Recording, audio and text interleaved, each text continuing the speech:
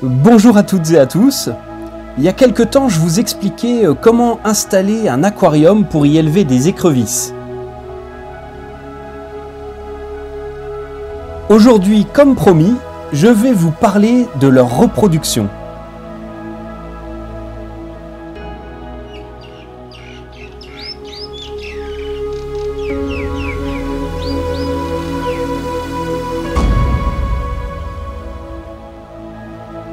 Globalement, pour élever une espèce d'écrevisse de taille moyenne, on peut dire qu'il faut au moins un aquarium de 25 gallons, c'est-à-dire une centaine de litres, pour un trio, un mâle et 2 femelles. Il faudra privilégier la surface au sol plutôt que la hauteur, puisque les écrevisses ne nagent pas. Elles sont globalement tolérantes par rapport aux paramètres de l'eau, mais on peut dire qu'elles apprécieront une température pas trop élevée, et une eau légèrement dure et à peu près neutre. Ce bac spacieux devra être muni d'un couvercle parce que les écrevisses sont les reines de l'évasion, et le décor devra être composé de très nombreuses cachettes, bien plus que le nombre d'écrevisses, pour éviter les risques de bagarre.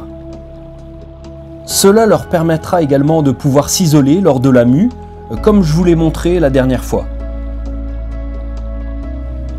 À l'âge adulte, le mâle, ici au premier plan, se reconnaît à sa taille et à la longueur de ses pinces. Mais pour être sûr, il est muni de 2 hémipénis sous l'abdomen, comme on le voit ici. La femelle, elle, n'en a pas.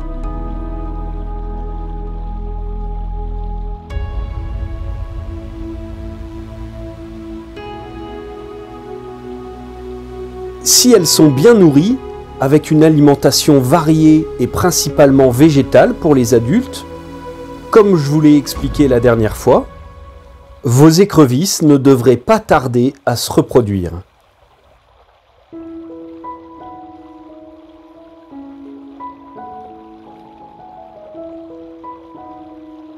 Lors de l'accouplement, le mâle va retourner la femelle sur le dos et lui bloquer les pinces avec les siennes. Il arrive d'ailleurs parfois que la femelle perde une pince, mais elle va petit à petit repousser au fur et à mesure des mues.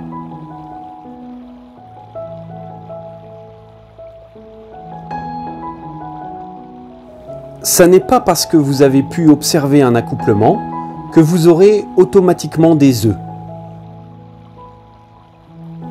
Soyez patient. La femelle a la possibilité de garder en elle la semence du mâle pour féconder ses œufs bien plus tard.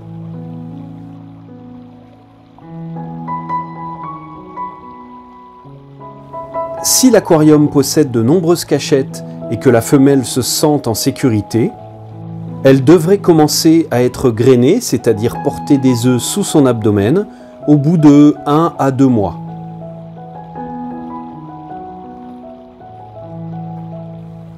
Un soir, j'utilise l'éclairage de mon téléphone et je découvre que ma femelle, bien cachée, est en train de ventiler ses œufs.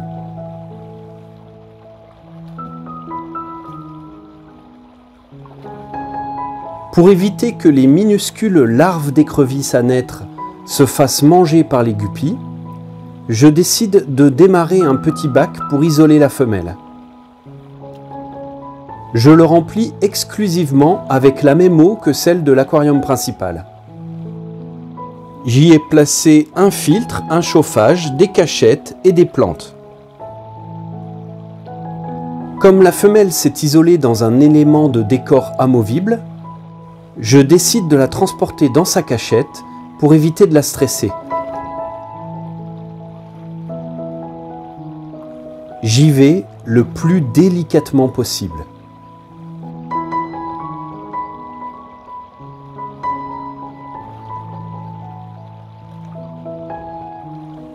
Voilà, je vais maintenant la laisser tranquille.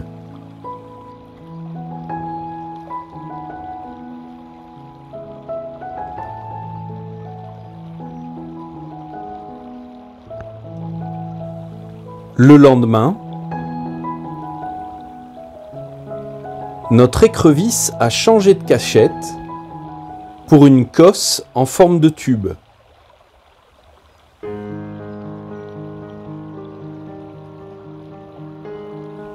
Le soir même, je constate que ma femelle dominante est elle aussi grainée.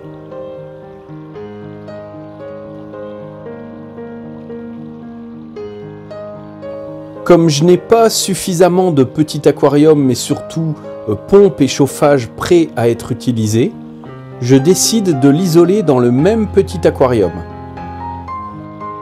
Même technique, je la transporte dans sa cachette.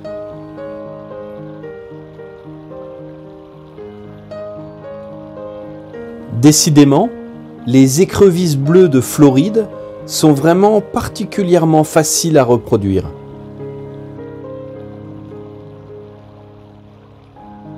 Comme je m'y attendais, elle commence par faire sa loi et prendre la cachette de notre première femelle.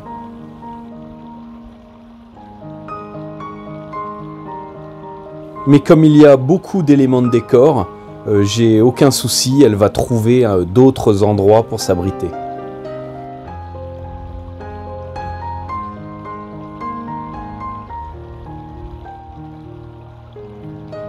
Cette espèce d'écrevisse est vraiment super sympa à observer et je vous la recommande carrément.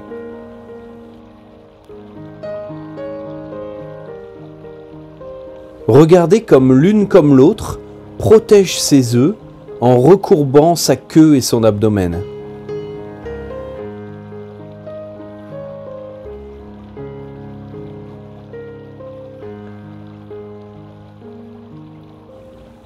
Voici un plan rapproché des œufs.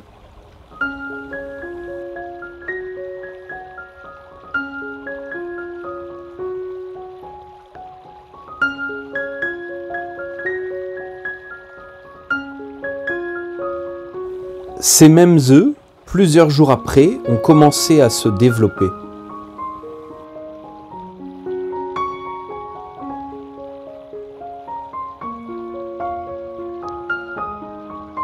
Elle les ventile abondamment pour leur oxygénation et pour qu'ils ne soient pas parasités.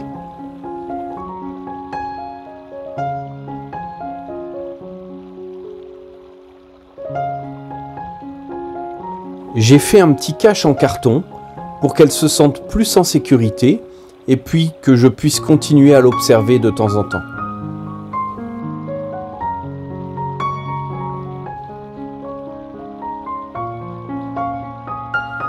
Les jours se passent et vous allez voir, les larves continuent à se développer.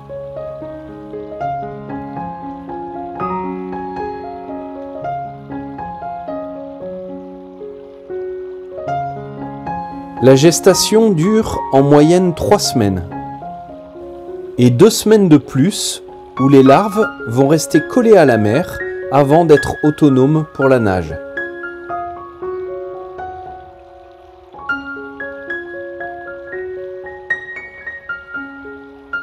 Regardez bien, on en voit qui bougent.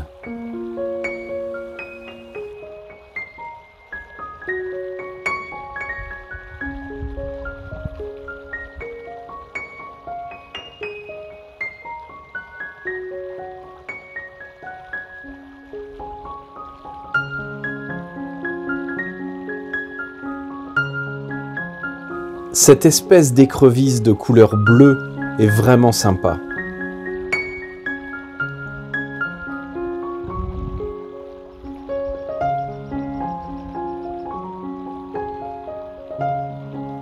Les jours se passent et un soir,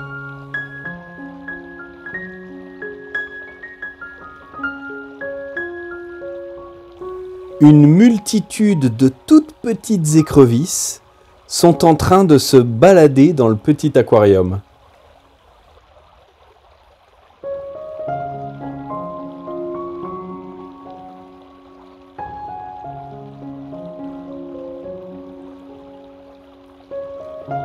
C'est vraiment la réplique des adultes en miniature.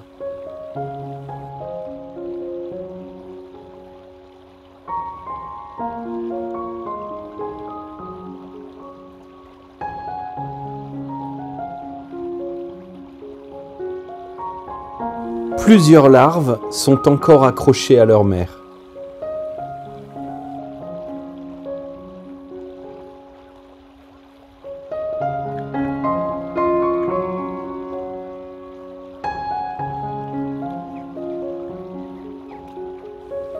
Les parents ne sont aucunement un danger pour les bébés.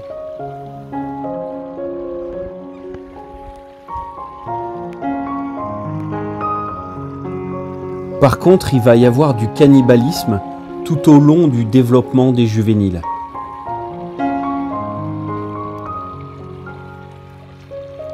L'idéal aurait été de pouvoir les séparer dans de nombreux bacs avec beaucoup de cachettes et beaucoup de plantes.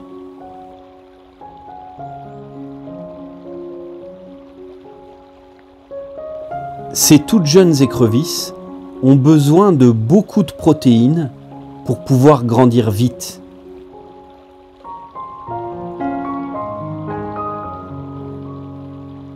C'est vrai que dans cette vidéo, j'ai peut-être un peu moins d'explications et de choses à vous dire, mais je trouve que c'est sympa aussi de pouvoir vous partager ces images et cette expérience de reproduction des écrevisses.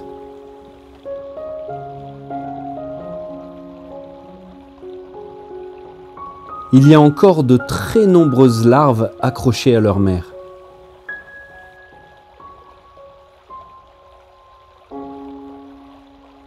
Cette vidéo me permet aussi de vous montrer des images un peu différentes de ce que je peux vous montrer d'habitude. J'espère que ça vous intéresse.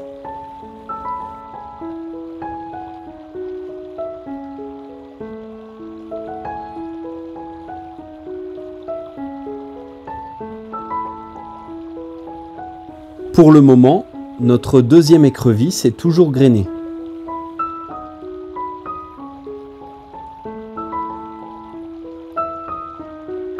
Au niveau de l'alimentation, comme je vous l'avais expliqué la dernière fois, les écrevisses sont omnivores.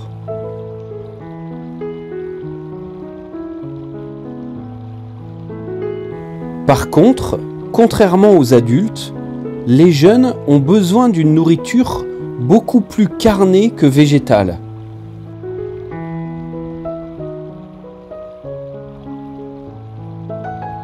Ici, ils mangent des petits bouts de viande crue très finement mixés.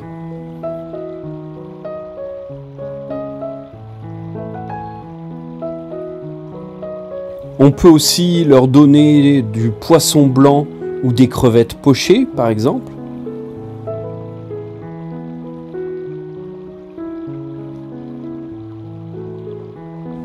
Ou encore des pastilles de fond ou des paillettes pour poissons.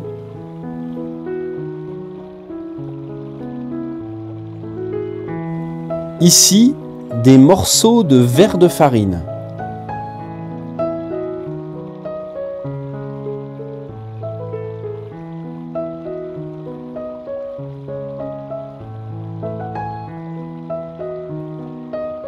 Et là, des granulés pour poissons.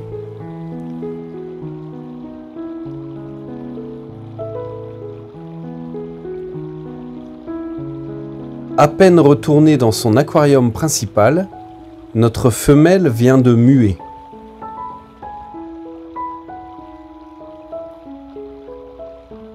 Cela va lui permettre de grandir pendant quelques heures jusqu'à ce que sa carapace durcisse à nouveau.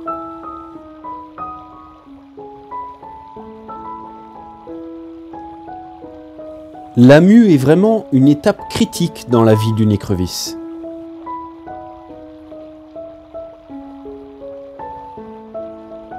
Je lui ai mis cette cachette pour qu'elle puisse s'y isoler tranquillement.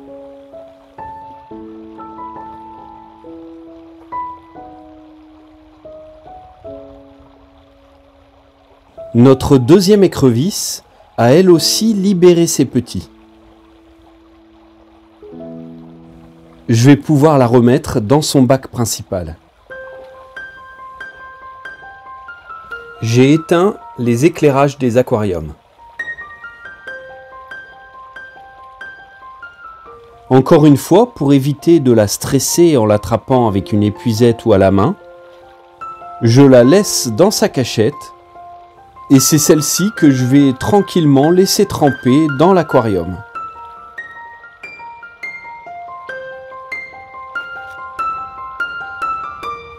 Ce qui me permet quand même de lui faire une acclimatation progressive.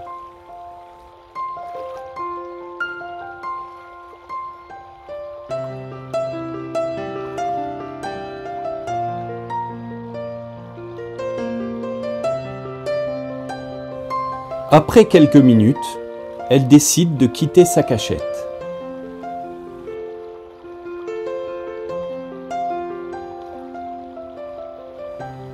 Pour éviter les carences, comme d'habitude, il faut fournir à nos juvéniles une nourriture la plus variée possible.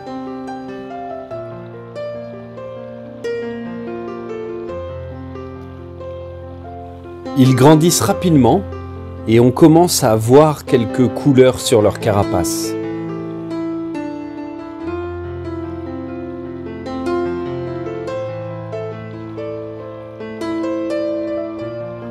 Pour aider la calcification de leur carapace après la mue, vous pouvez leur proposer des morceaux de coquille d'œuf.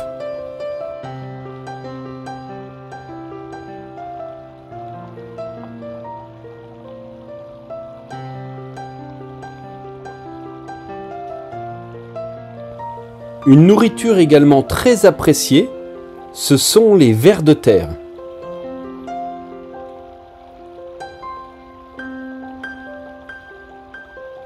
Même si toutes ces protéines restent leur alimentation principale quand elles sont juvéniles, on leur proposera quand même de l'ordre de 1/4 d'aliments végétaux.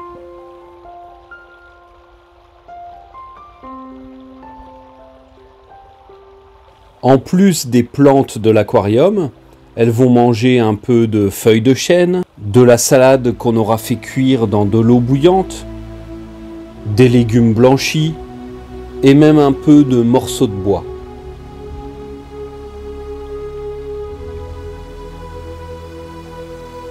Bien alimentés, comme vous le voyez, nos jeunes écrevisses grandissent rapidement.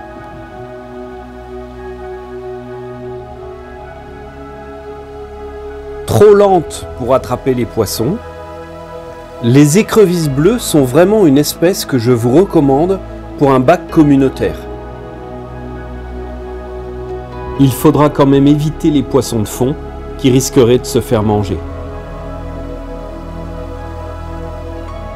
Et voilà, nos écrevisses sont maintenant suffisamment grandes pour pouvoir partir chez de nouveaux éleveurs. Le bleu de leur robe va encore s'accentuer en grandissant. Personnellement, j'avais notamment profité de la bourse de mon club Avobac à Argenteuil pour pouvoir diffuser mes reproductions et de pouvoir faire découvrir à d'autres personnes la satisfaction d'élever cette espèce de crustacé.